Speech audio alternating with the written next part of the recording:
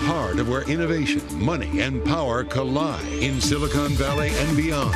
This is Bloomberg Technology with Caroline Hyde and Ed Ludlow.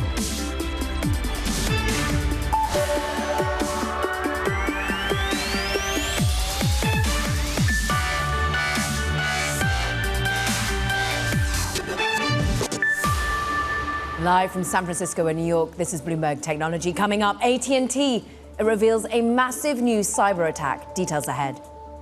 And we'll bring you the details on Tesla's Robotaxi unveil delay. Plus, Amazon and General Catalyst, they bet on an AI robotics startup. But first, Ed, what have you got on the AT&T hack? Yeah, this is our big breaking technology news story this Friday morning. AT&T in a regulatory filing has disclosed a major hack of customer data. It relates to basically all of their cell phone customers for a period of time in 2022, the beginning of May to the end of October.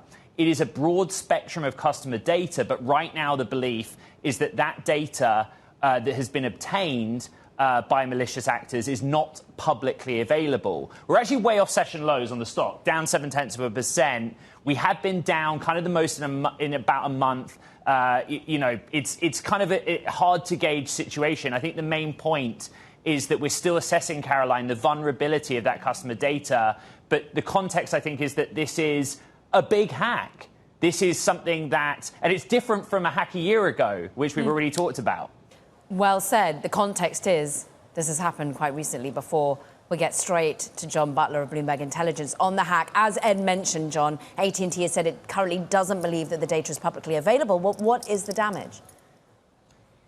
Well, I think the damage for AT&T could be to their brand image in the near term. The one thing I'd say, Caroline, when you think about it is, think of all the hacks that have happened with Fortune 500 companies over the past year. It's become quite common. And so I think from a consumer standpoint, people may be more ho-hum about it than they would have been, say, 5 years ago, given how common hacks have become. Having said that, this is bad news for AT&T in the sense that, as Ed just mentioned, it's the second big hack announced in less than a year.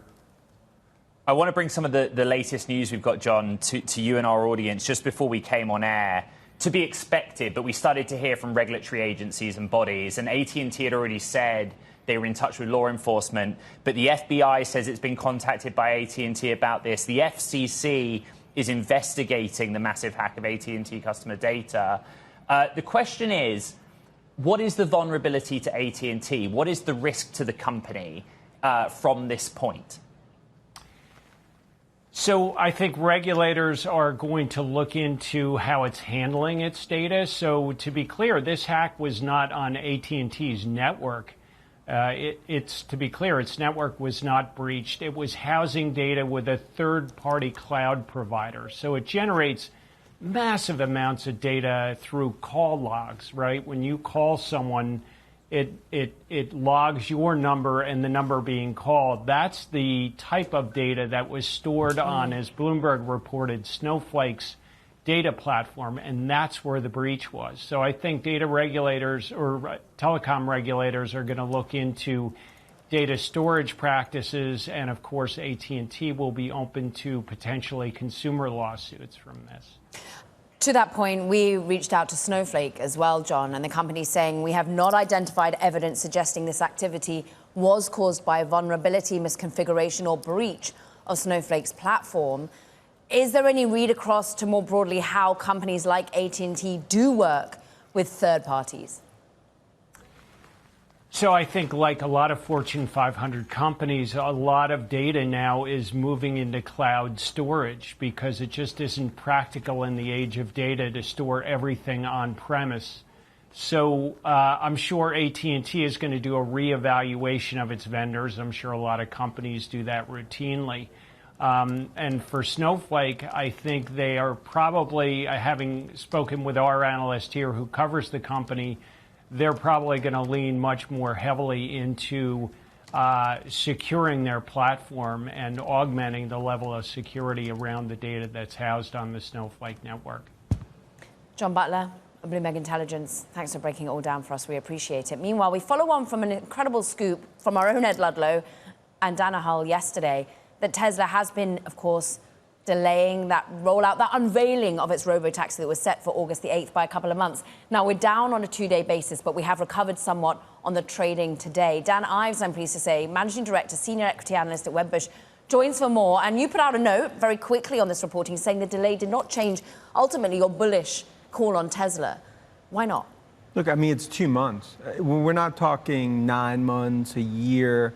You'd rather them be what I view as kind of a jaw-dropper event. And that's what really needs to happen in October. And obviously, the delay is not what you want to see. So no one's popping champagne when you hear that there's going to be delayed. Congrats to Ed and Dana on the story.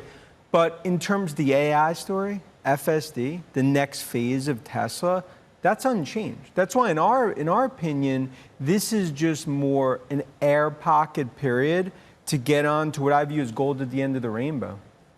Let's talk about some of the golds at the end of the rainbow. Ed, I mean, we had seen a run-up in Tesla's stock, previous week up 27%. Exactly. We did see a fall yesterday. Yeah, and look, what really surprised me overnight was all of the retail investor community very publicly on X saying to Elon Musk, like, can you confirm this? Can you confirm this? Like, Bloomberg stands by its reporting, and we always reach out to Elon Musk and any other avenue at Tesla to ask for comment and verify. But Dan, what was it then? I know that you remain bullish on Tesla, but when I said you were coming on the show, a lot of folks in that community were saying, well explain the 8.4% drop that happened in Thursday's session. Is that just because the run-up in the stock that preceded it, or is it because of genuine concern? No, I think it's more the run-up. Look, this is going to be a historical day, whether it's 8/8 or 10/8 or whatever day it's going to be in October. A lot of anticipation going in here. And in my opinion, Tesla's more of an AI robotics play than just an auto company. And investors, they don't like delays because then it feeds into that narrative. And obviously the bears that they focus on in terms of empty promises. And I think it's important, and this is the most important thing, that when they have this event in October, it doesn't disappoint. It shows the path for robotaxis, shows autonomous, shows the AI vision and monetization. 2-month delay, that's a rounding error relative to where we see longer term. As we've said, I think the AI story alone is worth $1 trillion for Tesla. Mr. Ives, we always appreciate having you on this program, Bloomberg Technology. You are unwaveringly bullish on everything. And we just showed a graphic with your coverage, right? All the stocks that you are across. 30 buys, 3 holds, and 0 sells. So, again, I kind of think, Caroline, what would it take to make Mr. Ives a little more cautious on Tesla? What is it that he would see that would make him rethink his call, Caro? I don't know. Yeah. Slow down. I mean, what I'd say, Ed, to that point, look, we've talked, I mean, for the last almost 25 years, I mean, really pound the table on tech. And of course, we've had bad calls in there as well. But our view, especially where we are, and especially the last decade, but especially the last, I'll call it 18 months, this AI revolution's just starting. So when I look at Tesla and you talk about what would make us negative, we talked about a quarter or two ago that Musk needed to step it up, right, in terms of adult delivery. And I think he did that. I think deliveries was important for 2Q, and I think you saw a lot of the bears going back into their caves for that. But you need to continue to see demand stabilization, no more major price cuts, and October, you got to deliver in terms of this next phase of the story, in terms of robotaxi. I'm really interested by the take that you're like, this is an AI robotics play more broadly. That's certainly what we've heard from Elon. Apple suddenly has got on the AI bandwagon as well. They're also talking up production, at least for their suppliers. That's what we reported yesterday. How are you feeling about the AI play for that big company that you're also an outperformer? And we've talked, the consumer AI revolution goes through Apple. So when you think about WWDC, and I'll compare it a little to maybe a robotaxi day, that was a historical day. And I think that's where investors started to recognize the keys to that kingdom is Apple. And we've talked about a huge part of what I think, not just the valuation, but catalyzing this next upgrade cycle is going to be Apple Intelligence and AI. And that just speaks to a broader view in tech that we see with Google, Amazon, of course, Nadella and Microsoft, and godfather of AI, Jensen, NVIDIA. Dan, I want to just remind 2 specific points to our audience that we reported. One is that part of the Robotaxi delay was because I think Elon Musk wanted more to show. We said via sources that they wanted to have more prototypes, but they also had some design rethink. And in the same moment, Uber and Lyft jumped 5% in the session. What did that tell you about how seriously investors in the market take Tesla in basically an app-based ride-hailing platform that Tesla might introduce? Yeah, and I also, Ed, I'd say, I mean, you get an England win and that scoop. It was a good day for Ludlow, right? And I think when you talk about the AI piece, yeah, I mean, I think there's worries about this fleet and what that could ultimately look like for Uber and Lyft. So that negative for Tesla is viewed as a positive for Uber and Lyft. I don't view it as zero-sum game. I think some of the negatives specifically on Uber is overdone in terms of what this is going to mean from a robotaxi fleet perspective. And I ultimately believe that's something where like they're going to have partnerships as well, Tesla, when it comes to rideshare. But 3-5 years from now, I mean, there's going to be a decent percentage, whether it's 10% or 20%, that ride sharing will not have a driver. Be interesting to see if Waymo's still in that conversation as well. Dan Ives of Wedbush, thank you. Happy Friday. Grateful to have you on set. Two names that actually didn't come up there are Rivian and Lucid. Look at the gains we're seeing in Friday's session. You know, I talked with the team in equities, Caro, like what's going on here? And I think it's just risk on for risk on's sake. Both, you know, over a long-term period downtrodden, but rebounding super significantly this Friday. Yeah, we've got a little bit of macro weaving in, helping boost that risk appetite. PPI, maybe not it, but maybe there's a bit of a hope around the dialing back of inflationary pressures. We're going to talk it all with Anna Rathbun, CIO of CBIZ Investment Advisory Services, joining on her market outlook. This is Bloomberg Technology.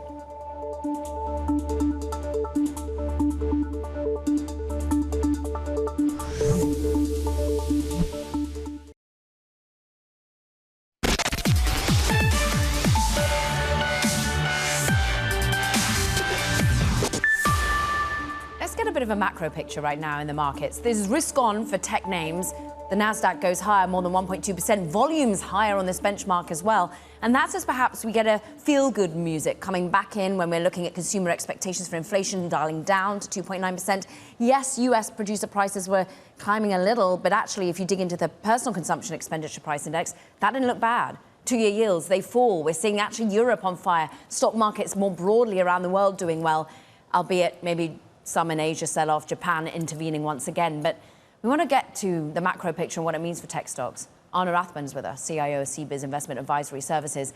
And look, this tech market has been what's dragged us higher, Anna. Can it continue to do so? I think it can, and here's why. There are some weaknesses in the economy, as we've been talking about, I think, for the last month or so. And when there are weaknesses, there's bound to be cost reduction and cost management, as well as margin pressure. So if you look at it from that perspective, the cyclical areas of the markets are going to continue to be pressured. What does that mean for tech stocks?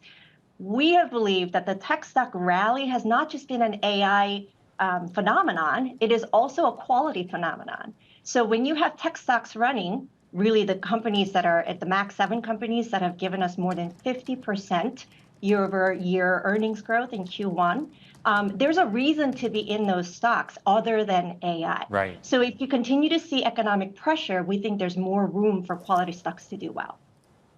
Anna, a single session a market does not make, but I found yesterday very interesting. You know, the moment that Dana and I and Caroline reported that the Tesla news, it clearly had an impact on the index level. And we all reflected that it was the worst performer on the S&P 500 and the NASDAQ 100. But the biggest points drags were NVIDIA and other names relating to AI, be it on the software side like Microsoft, I think. Is there a lesson to be taken from that in yesterday's session? Well, I think the lesson is that investors had been flocking to them because they're heavy flush with cash, little debt, and that is the place to be. And when the Fed it lowers interest rates, as the CPI numbers seemed to suggest yesterday, we're going to have a rotation into more cyclical areas that had been really pressured downward. And so I think the lesson yesterday, it was a confirmation for me, actually, that a lot of the reasons for the tech Magnificent Seven going up had also been quality. And that the reason for believing that Max 7 can continue to do well going forward, it was a confirmation. Well, therein lies the question of earnings and proof of fundamentals. Look, the banks today not looking good, Anna, but all eyes continue to be Netflix as they come first. But then some of the Mag 7, as you mentioned, can they support the valuations with the earnings growth that many are factoring in? Yeah, the valuation component is the sticking point. The question is, how much of the valuation is reflective of earnings? How much of it is reflective of AI? And how much of it is just investors flocking to quality? And that's very difficult to tease out. On the AI component, it's like, how do you even price hope? Because frankly, I mean, we are seeing AI kind of filtering into the consumer life through, I guess Rufus was the news today to fetch, information from Amazon. But we still don't know exactly how it's going to be expressed in the productivity component, the labor market. So that is the sticking point. And that's why we're pretty much balanced in terms of our investing. We're very, very diversified. When the markets seem to be irrational, we ride it and then we rebalance it, taking the gains. And that has been our strategy year to date. Anna, the world was watching last night in the context of NATO summit press conferences and a US presidential election. If you are an investor operating in the technology sector, do you look at it as well and think about what might happen to the areas you put money depending on the outcome in November?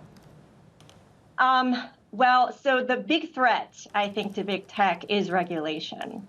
And I know there's been a lot of talk about one-party rule in Washington, and that's really, it's way too early, but I think there is a fear of that. If we do have a one-party rule, it's not so much just about the White House, right? It's about passing of laws. And if that's the case, then it changes the landscape for not only tech, but definitely for AI, because there's a lot of fear around it. So I would say that that's the uncertainty that is facing us in the future.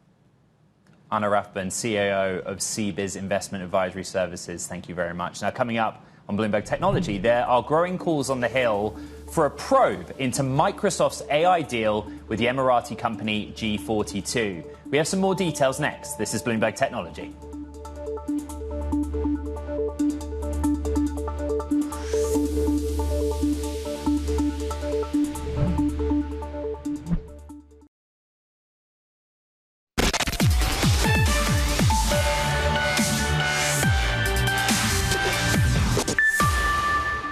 Now, key Republican lawmakers, they are now calling for a formal intelligence probe into the budding AI partnership between Microsoft and Abu Dhabi AI firm G42, with a focus on the Emirati company's ties to China. Let's bring in Bloomberg's Mackenzie Hawkins. We've heard murmurings, worries, now it's more formal. What is key, the risk here for them? So we have yesterday House Foreign Affairs Committee Chairman Mike McCall and the chairman of the China Select Committee calling for a formal Biden administration intelligence probe into this partnership between Microsoft and G42. This deal, which has Microsoft investing $1.5 billion in the hottest AI startup in the Gulf, has attracted a lot of scrutiny in Washington on issues ranging from human rights to the risk of sensitive American tech being diverted to China.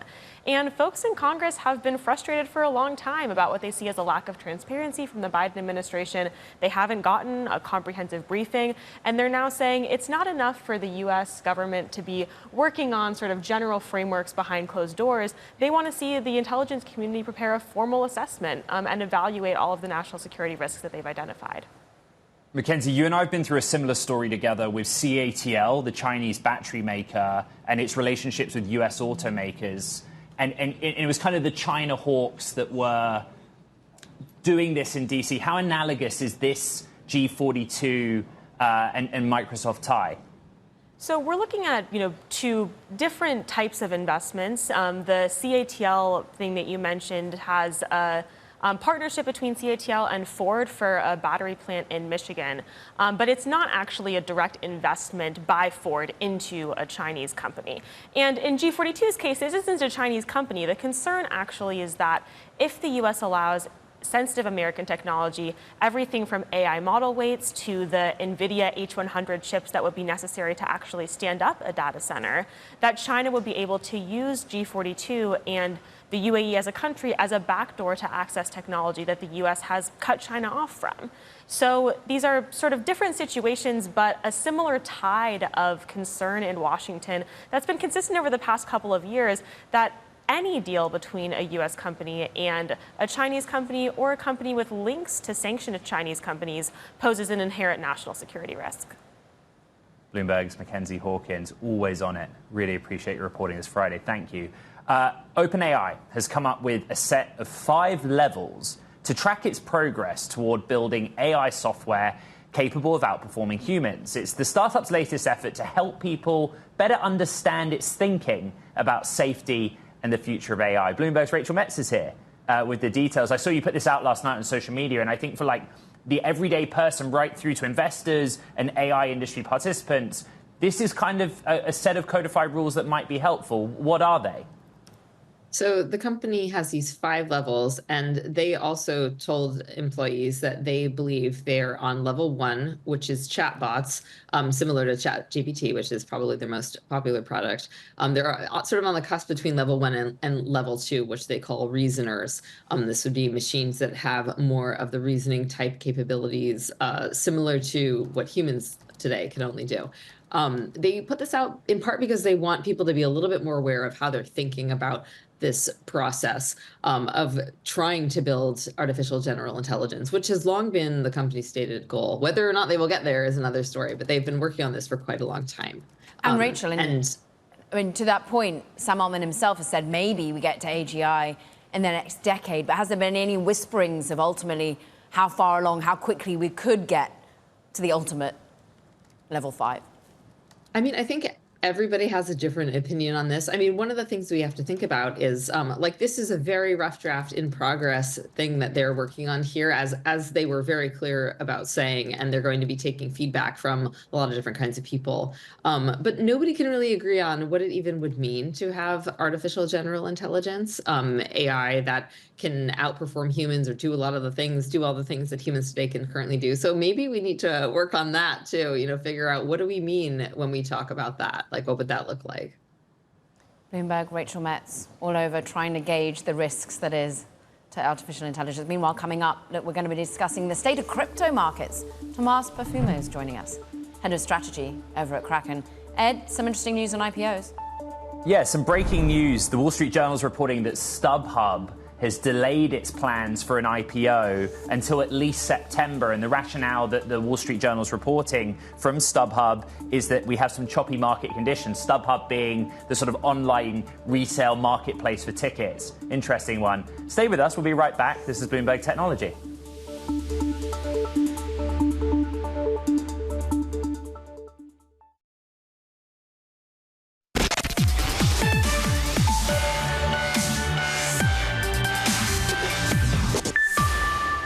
Welcome back to Bloomberg Technology. I'm Caroline Hyde in New York. And I'm Ed Ludlow in San Francisco. And I'm looking at the markets really quick, Cara. I think the story this Friday is very much like Fed bets, cut rate, something like that's going on. We're looking at economic data. But the conversation we had earlier in the show about also thinking valuation, what's happening in the election is at play. NASDAQ 100 up 1.2%. Tesla's a really interesting component of that, right? It's rebounded from its biggest drop since January 24th on Thursday. It's now up 3.4%. Generally, there is a risk-on attitude, and the EV names, others like Rivian and Lucid, are caught up in that. I've also been thinking a little bit about Bitcoin. We do say it's kind of our go-to risk asset from time to time. Not a lot going on over the course of the week. It's a weekly gain of 1.6%, but at $58,000 per token, we're trading at a level that we were kind of at in February and March before the steeper climb tied to the approval of spot Bitcoin ETFs. And I just don't see a lot in the moment out there. A lot of our audience will say, well, we hodl, we're all about the long term, but we do a little check on it, and then maybe it's back to being a risk asset along with everything else in a risk-on environment. I don't know.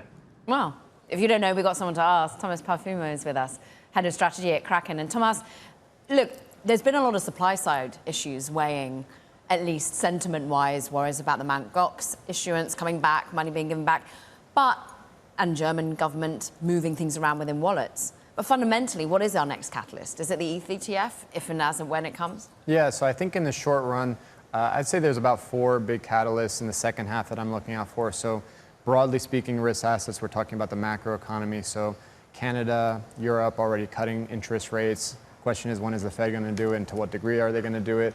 With crypto specifically, the Ethereum ETF launch is a big deal. That brings a lot of attention on crypto again. It brings a lot of capital flows. It's a rising tide lifts all boats story. Looking forward, U.S. election sets the tone for policymaking and the legislative agenda for the next 4 years. And then beyond that, I think it's just the ongoing trend of adoption of Bitcoin, global engagement with exchange-traded products like the UK and Hong Kong launching their own, as well as increased access to crypto ETFs here in the US. And Ed, actually, Tomas mentions an election here in the US, and that's something we've been thinking a lot about, and the impact on crypto, right, Ed? Yeah, I mean, one of the things I reported, Tomas, was this idea that Vivek Ramaswamy had acted as like an intermediary between Elon Musk and Donald Trump, former President Trump. And one of the areas that they found a renewed common ground was on crypto. So I wanted to ask if Kraken kind of has a scenario or game plan for either case in this election. What happens in crypto markets if it's Biden, or what happens if it's Trump? Or, after last night, we may ask if it's a different Democratic nominee. We don't know. Yeah, I'm not an expert on the political spectrum here, but I will say that when it comes to the U.S. specifically, it's really about legislative action and developing clarity for this industry. And when I think about the issues that we've seen this year, the progress we've made, it's really been light progress along the Congress, where they've passed 2 bills, more recently FIT 21 and SAB 121. And what's interesting there is it showcases some of the bipartisan support that's emerging for crypto legislation in the Congress, at least. And so even though you've hit barriers at the executive level, still good progress going forward. I think, of course, the Republican side of things seems to be more pro-crypto, more progressive in that sense. You have Trump going to Bitcoin Nashville in a couple of weeks, so we'll see how it plays out. Tomas, can I make a hard pivot to football, or for our American audience, soccer? Regular viewers of this show will know I'm obsessed. And so I note the partnership with Atletico. The thing I've always thought about Atletico Madrid is they have a massive following in Latin America, even though they may be the smaller of the clubs in the city of Madrid. Just explain why you did that. Sure, so I'll try to keep this short, but Kraken was founded in 2011 with this ambitious vision to be the most trusted and secure place to buy crypto anywhere in the world. And when you think about our 13-year legacy, pioneering things like proof of reserves audits, things like being a day one supporter for Ethereum when it launched, being a day one supporter for staking when Tezos launched this concept, and even today, making crypto accessible to the world. Now, we feel like we've earned the right to boast about this legacy, being in the market for 13 years, but it's only in the last year that we've really started to bring our brand out into the world. So things like our F1 partnership with Williams Racing, or even this new partnership with Atletico Madrid, one of the most iconic football teams in Spain. And so I think it's really just a showcase that we're trying to get Kraken known globally in a place that we have already operated for a number of years. And so we're really proud of everything that we're doing now. Marketing, Tomas, to an audience that you want to come and use the product, but also maybe is marketing to an investor base that eventually you go public into? Is that something that you're eyeing in terms of this market? I got nothing proprietary to share here, but I will say our mission is to accelerate the adoption of crypto. Any strategic paths available to make that happen is something we're going to be exploring. And look, we pass the numbers. We look at a 58,000 handle on a Bitcoin, and we've been looking at what the altcoins have been doing in the meme coin rush that we've seen. But ultimately, are we still seeing money move into the overall ecosystem for the second half of the year, or do we trade where we're currently at, do you think? So I think a lot of it hinges on the Ethereum ETF and the launch of that. So a lot of the market sentiment is trying to gauge what kind of capital inflows do we see from that event in general. So from what I've been able to gauge, I think the market is pricing in something along the lines of $750 million to $1 billion of net inflows into Ethereum ETF products on a monthly basis. And so if we start to match that, I think that creates positive support for the industry. If we surpass that, note that Bitcoin was at a pace of north of $2.5 billion. That's where you start thinking about maybe Ethereum tests all-time highs in the mid 4,000 range. And again, rising tide lifts all boats. One last note here is when I look at the prior all-time high back in March for Bitcoin, that's what I'm calling a quiet peak. We didn't see similar levels of extreme volatility or similar levels of unprecedented volatility of signups on our platform to suggest that you really had peak momentum of lots of people, tens of millions, hundreds of millions of people coming into the industry for the first time. Hundreds of millions. Tomas Parfumo, we thank you, Head of Strategy at Kraken. And what else are you looking at?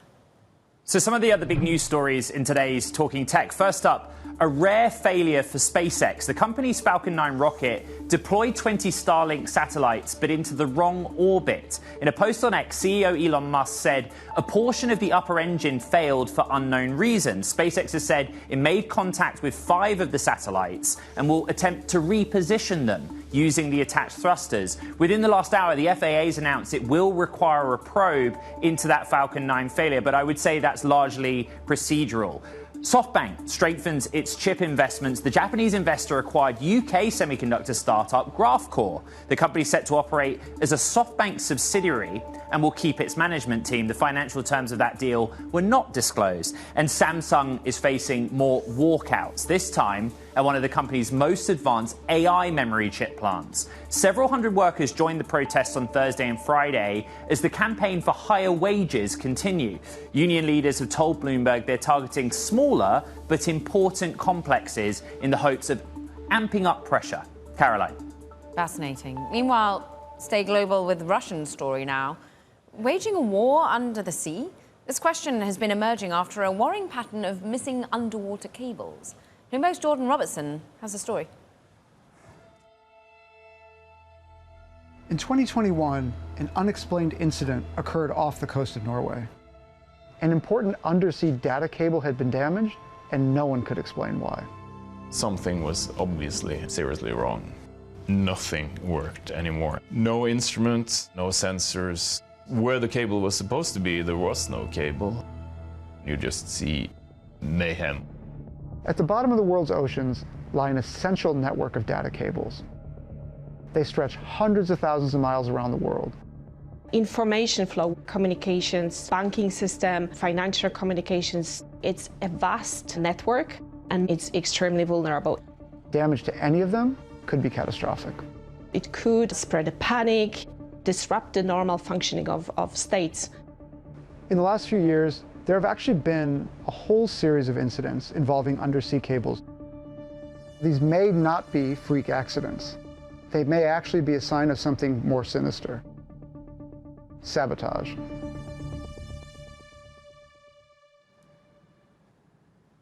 That was epic. And that was Bloomberg's Jordan Robertson, who you can catch the full story from on Bloomberg.com. And there's also a much longer video report on the issue. All right, coming up, we're going to be joined by the CEO of Standard Bots on the company's fresh Series B round and how they're going to use the new funds. That's next. This is Bloomberg Technology.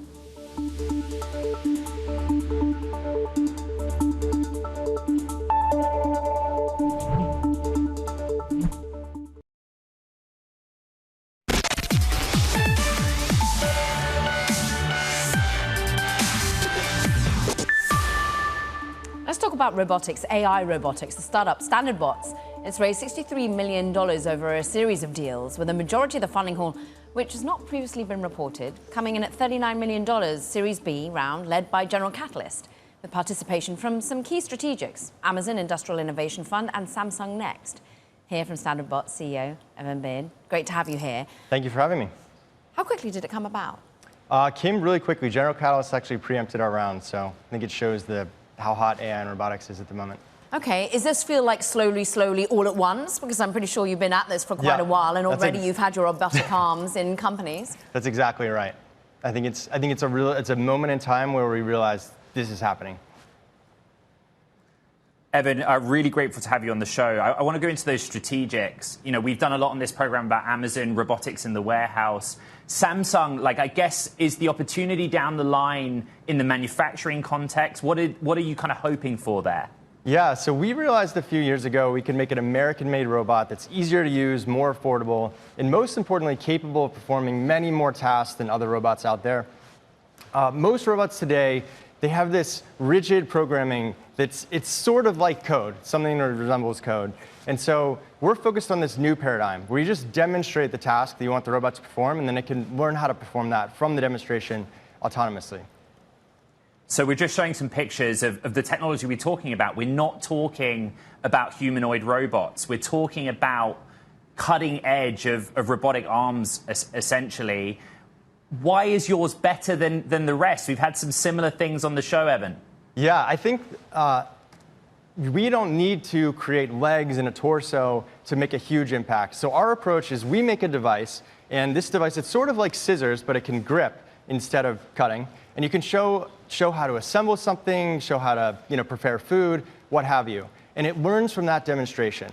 And we think our approach with this device, it's a much quicker way to market than the humanoids, and it's going to make a really big impact. And we can take it to market this year. We already are with some really big customers.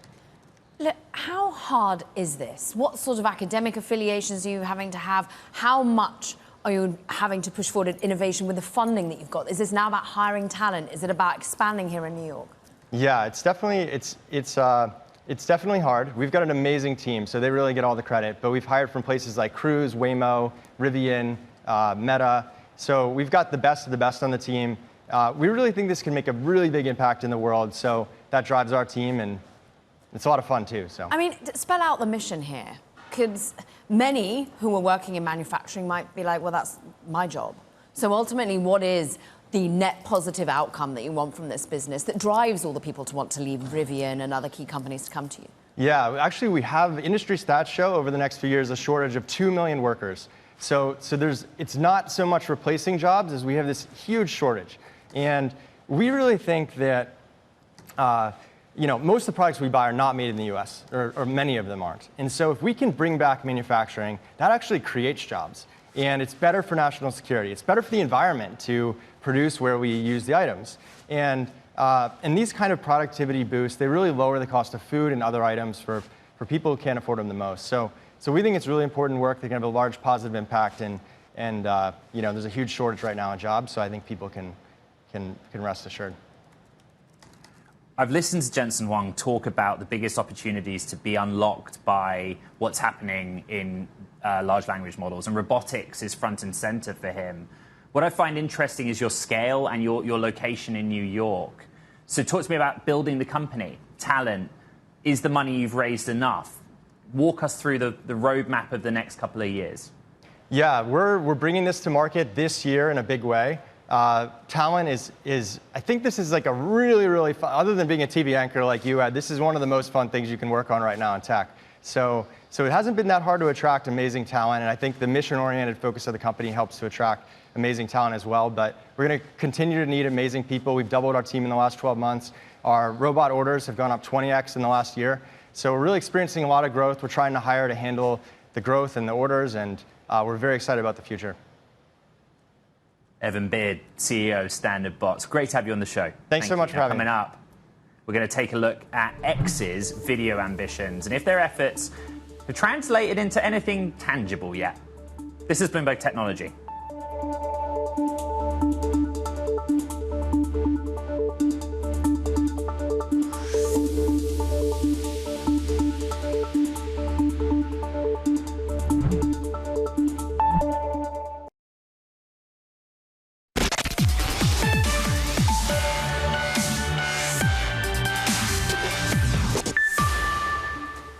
To turn our attention to what President Biden is saying on the platform X. Just a few moments ago, he's posted that 6 weeks ago, I laid out a comprehensive framework for how to achieve a ceasefire and bring hostages home. He's, of course, talking about Israel, Hamas.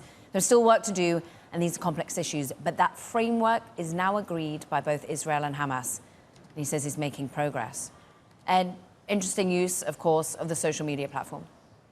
Yeah, there's been a big development this morning with X and its relationship with the European Union. The European Union, or the Commission, has basically said that X is the first breacher of the Digital Services Act. I want to bring in Bloomberg's Kurt Wagner, who also has a column out today about X's video ambitions. But Kurt, you will have seen the ping pong on X in the last hour between Musk, Margaret Vestager, Thierry Breton. Explain what's happening, please. Yeah, I actually haven't seen it this morning, Ed. I'm sorry but obviously there's X is doing a lot with the check marks. That was the big issue that Musk started when he took over, that he was saying, hey, this is something that I'm going to charge for versus something I'm going to give away for free. I imagine, that there's some issues with how they're doling these things out to people.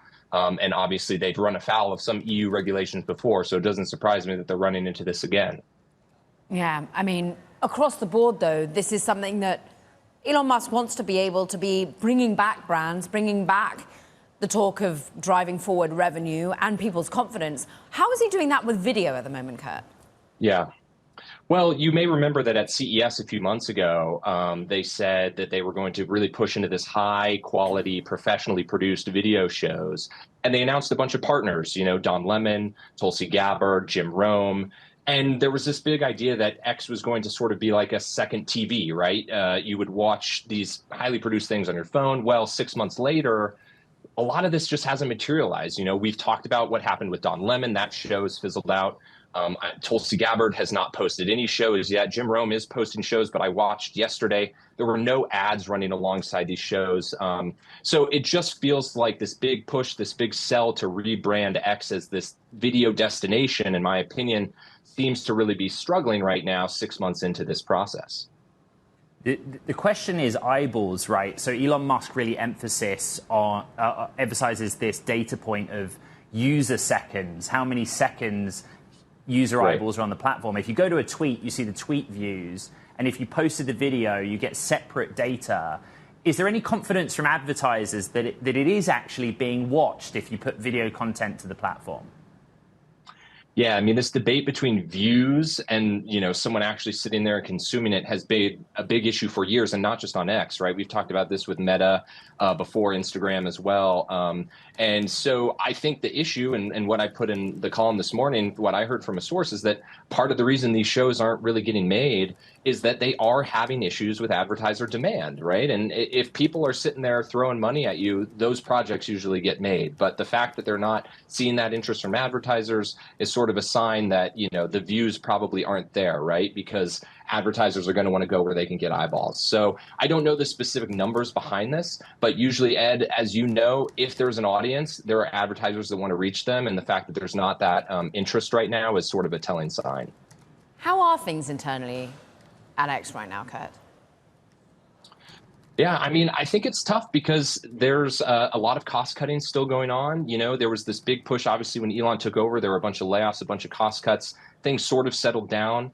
But earlier this year, they brought back in Steve Davis, who was, the head of Boring Company. And he was sort of the guy who did the initial cost cuts when Elon took over. And he sort of re-looked at the books. There were some layoffs that happened again. So I do think that they're at this place where they're sort of still trying to level set the business. And, it's now been coming up on 2 years. It's not a super encouraging sign when they're still out there really slashing costs 2 years into this new venture. Bloomberg's Kurt Wagner, thank you. And I apologize. I didn't mean to put you on the spot. Literally, since we've been on air, Elon Musk has been posting on X at EU officials. The short of the story is that Elon Musk's social media platform X has been hit with a warning from the EU for deceiving users into engaging with potentially harmful content, which prompted that little back and forth with Elon Musk himself on X. The bloc's regulators say they're worried that blue check marks for verified accounts are tricking users into believing these are safe when, quote, there is evidence of motivated malicious actors abusing the checkmark system. And I just say, Caro, I wrote to Linda Yaccarino this morning, along with some other staff at X, and offered them the opportunity to come on the show to respond to the EU's prelim warning, but no response. Maybe by Monday. Meanwhile, Maybe. We've got a lot to pass over this weekend. You and I have got a pretty integral soccer/football match to watch. But for now, that does it for this edition of Bloomberg Technology. The Euros and Copa America. I'm excited for Monday. It was a shorter week for us. We missed 2 days of shows because of Fed Chair Powell. But there was so much happening in the show. So recap on the podcast. You know exactly where to find it. Apple, Spotify, iHeart, and the Bloomberg platforms. Good luck to England for those of you that are supporting. And good luck to all the other teams playing this weekend. This is Bloomberg Technology.